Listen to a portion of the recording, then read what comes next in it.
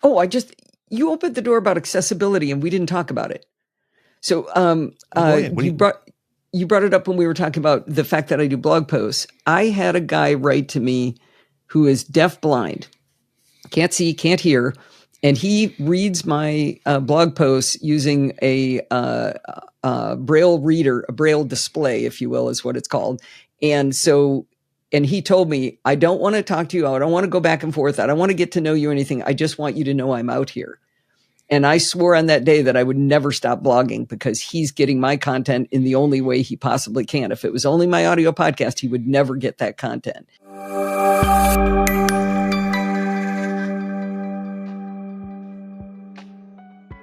Welcome back to Beyond the Post for part 2 of our interview with longtime podcaster Allison Sheridan of the NosillaCast podcast. We continue to chop it up with Allison on her 19-year career in podcasting, over 1,000 consecutive weekly episodes without a miss, and her commitment to accessibility. If you haven't already listened to part 1, you might want to stop here and go listen to that first. This interview is a banger, so strap in as we take you behind the post for part 2 with Allison Sheridan. I'm positive that I would have a bigger audience if I did focus on something, any one of these topics. I'm positive that there's things I talk about where people are going, oh, I could care less about this. I spent 3 episodes talking about trying to automate OCRing PDFs using open source tools.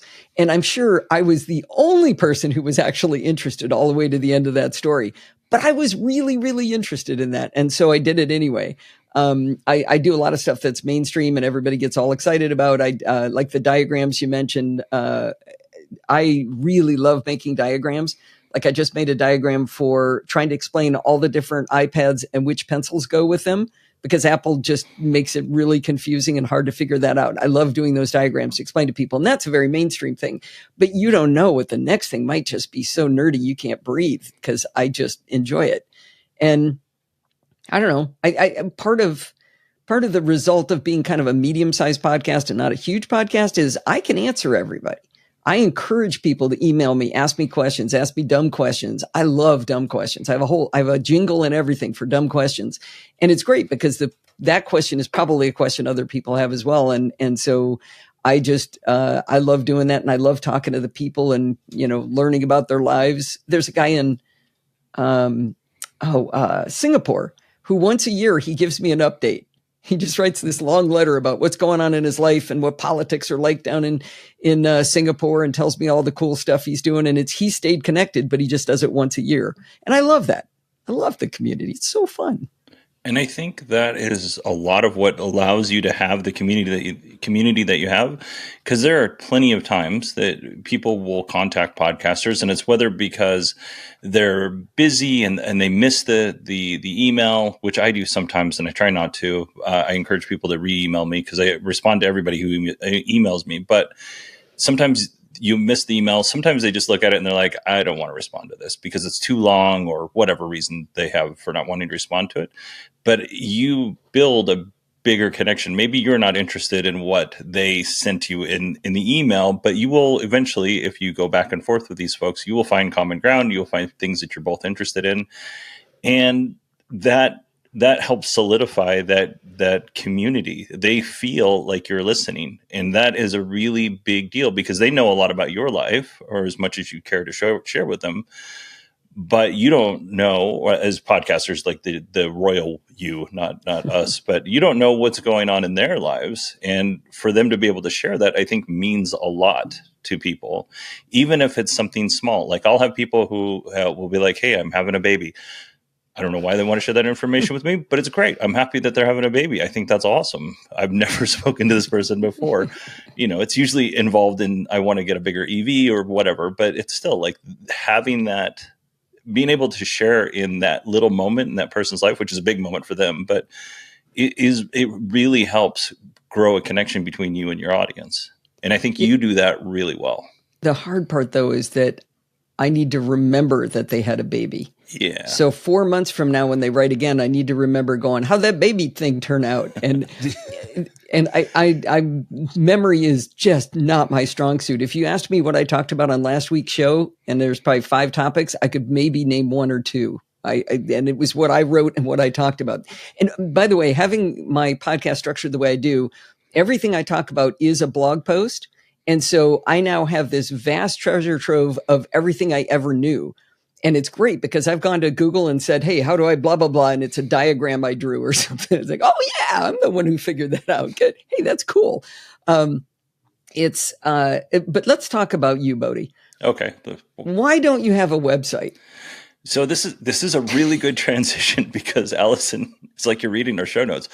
This is a really good transition because I wanted to move into like some accessibility things that creators should be thinking about in terms of their shows. And I don't have a website because I'm already overworked. I'm already exhausted. I can't even, like, if you want, I can go off the air and I can tell you what I did over my 2 weeks of break from my show. But very little of it was relaxing. Yeah. Most of it was prepping for this show. I'm, studying for a drone test. I got work stuff that I'm doing. I got signed up for things that I did not want to do at work that I've got to do now.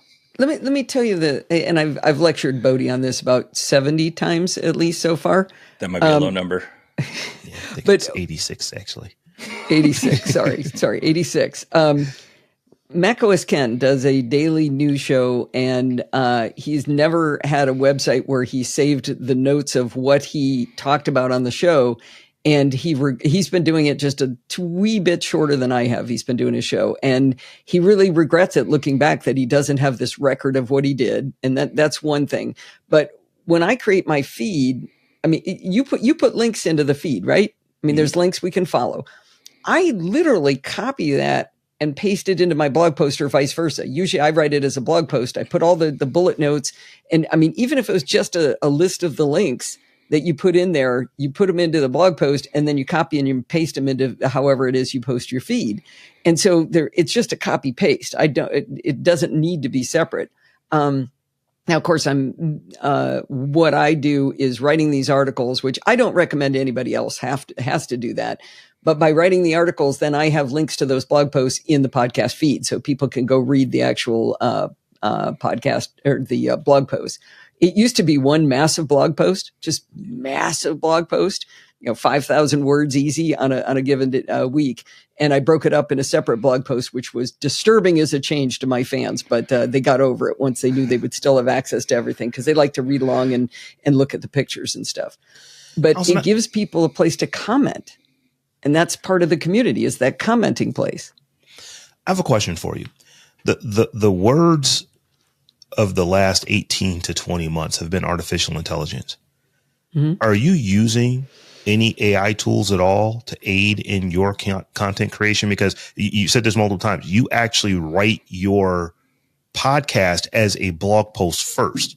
So are you using any tools that just help you do that, or just, put ideas together or anything like that? The strict answer to your question, the way you stated it, is no. I don't use any aids to help me write. I am far too arrogant about my skills and talent as a writer to allow that. If you count Grammarly to check to make sure I did, match my verbs and nouns and, remembered my Oxford commas, yes, I do that, but I don't think that actually counts. However, I absolutely do use AI in Auphonic that I mentioned that does the leveling of my audio. One of the things it does is it uses Whisper AI to create a transcript. So even though my blog post is there with all of the, you could read it nicely written and formatted and with images and all that, it's also a transcript. And that helps because Bart Busschots is on every other week to talk about security in a segment called Security Bits. Now, he's got a blog post that does have a lot of bullets, but you don't get the flavor of what he said. And Auphonic creates that all as a transcript. So you can read exactly what he told you about that bullet point that was in there. And it creates chapters. I create chapters, by the way, for my podcast. So the NosillaCast has strict chapters that are created by me, and those chapters take you directly to the blog post. But for things, for the other shows that we do, like when we do Programming by Stealth, there's a full transcript of how he explained the technology he was talking about, and it's got chapters in it. So it's great because you can go, okay, I want to go down to the part where he was talking about converting arrays into dictionaries. Oh, there it is. Click, and I can get to that part and read along with the show notes and kind of figure out what he was trying to say. So I definitely use AI for that. I don't use, I haven't used AI much for like any artwork or anything I've played around a little bit, but it's mostly transcripts and chapters. That's probably the biggest thing. Okay. Yeah, and I will say on Auphonic, because I'm a big fan, we have a whole chat based around Auphonic pretty much between you, me, and Jill. Yeah. But the Auphonic it'll do subtitles, and it's really good at the subtitles if you want to upload them to YouTube. That's great. They give you a long description of the show and a short description of the show, which I use for this show and my other show, Kilowatt, which is fantastic. So you can slap that into a blog post. Well, that's a really good idea. I just need to. I don't get joy out of building websites, and it's just so frustrating. I'll make Rob do it for you. What? Rob will slap something together, and it'll look 5 times as good as anything I'd ever build. Yeah, Rob does a good job. He just showed me his updated website for his other website, Remarkable. But that's the point is I don't have time. But all of these tools that you're talking about in terms of Auphonic and stuff, they do so much more. Rob and I were talking about this a couple of weeks ago. Is we'll use a tool and then Rob will say, "Hey, do you use this tool?" And I'm like, "Yeah, I do it for this." And Rob's like, "Have you ever tried to do it for these other things, 3 things over here?" I didn't even know they did those things. Yeah. The problem with Auphonic is George Holtzman is the developer, is he just keeps making it cooler and cooler. Yeah. The other thing you want people on staff that can tell you what's going on. And Jill from the Northwoods, man, she's the one who goes, "Allison, did you know it does transcript? Hey, Allison, did you know you can send your audio to YouTube?" And why would I want my audio to go to YouTube? That's stupid. It's an audio podcast. She goes, "Yeah, but people listen to audio on YouTube." Really?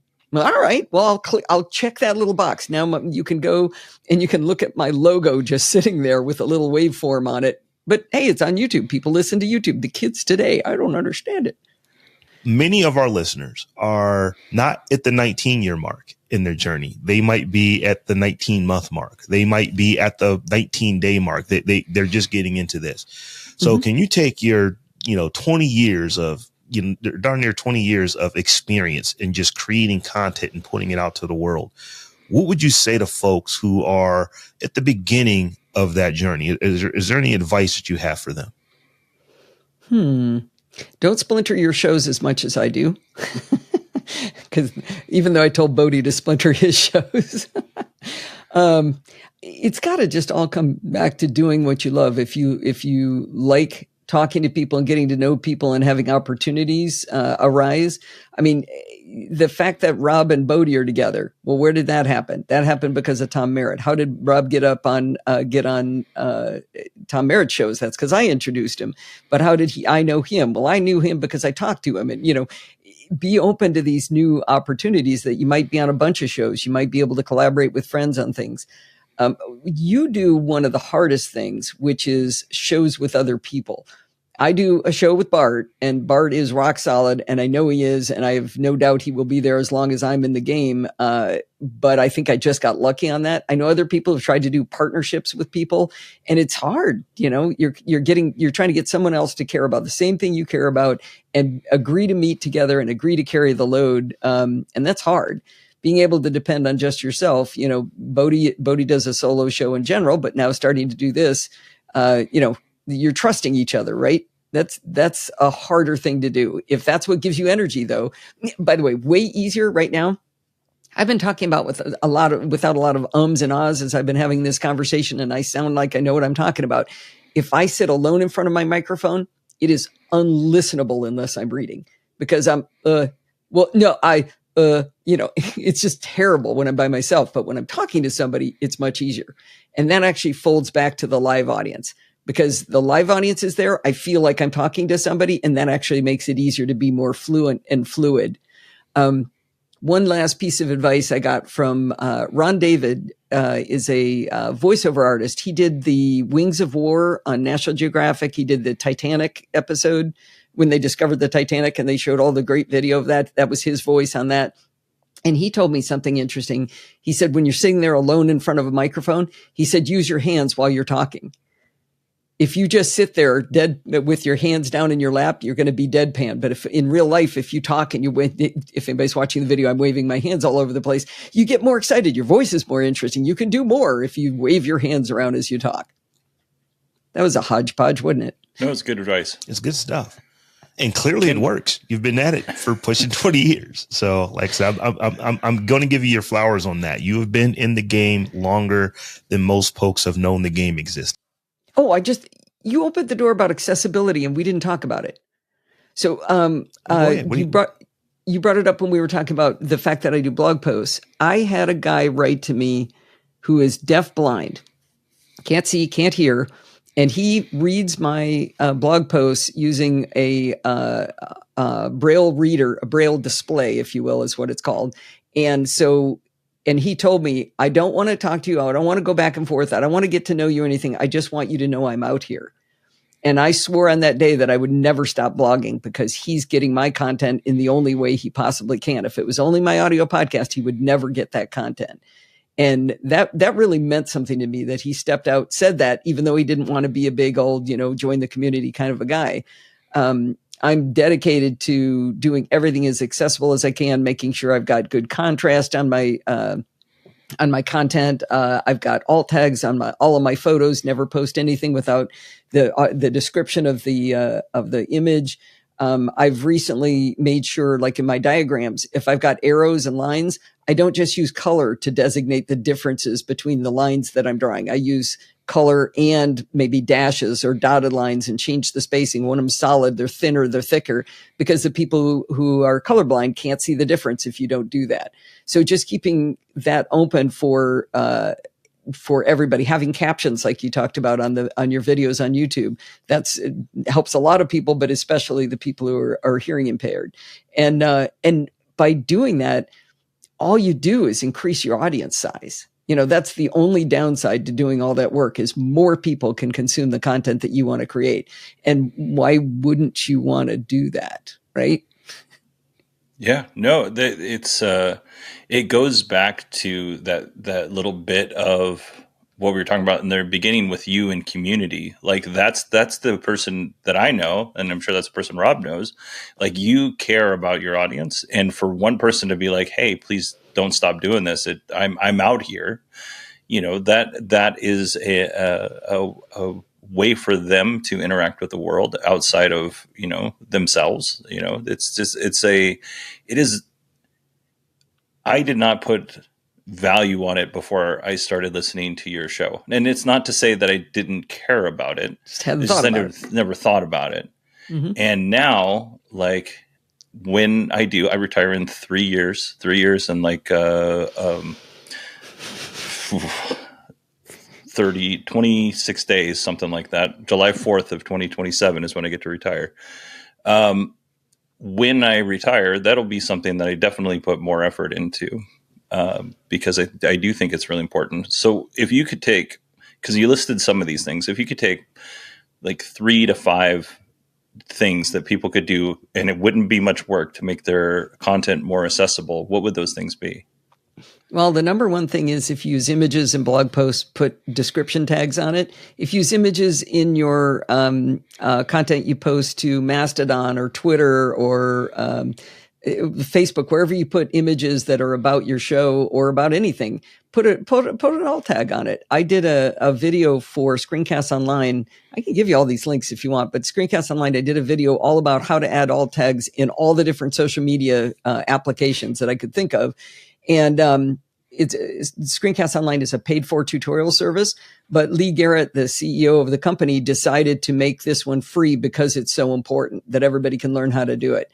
It's not hard. It's just weird depending on, you have to know the limitations of the different applications. So that's probably the number one thing.